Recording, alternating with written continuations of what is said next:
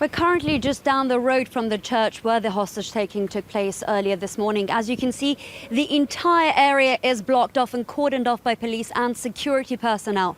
Only moments ago, we had the French President François Hollande and the country's Interior Minister Bernard Cazeneuve drive through us. They've arrived to address perhaps the press later about what took place. Now, what we do know at the moment, and this is something that you referred to earlier, is the fact that two men armed with knives took 5 hostages during morning mass inside the church that's behind me in the early hours of the morning. This is in northern France, in a very small town of 27,000 inhabitants. Now, amongst the hostages, there was a priest, 2 nuns, and several worshippers.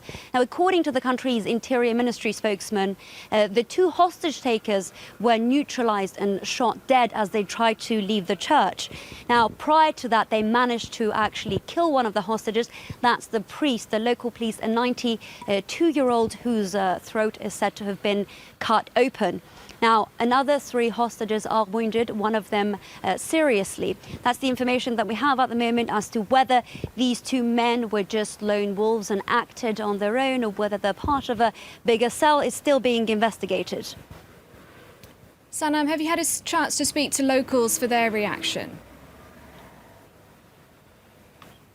We haven't yet. We just arrived on the scene. What we do know at the moment is that the Paris prosecutor has been put in charge of the case, and he tends to deal with terrorism-related cases. There's a possibility that this is something that is currently being explored. We will be moving from this location to near where the mayor is, and hopefully then we'll be able to speak to the local residents to see how they feel about what happened earlier this morning.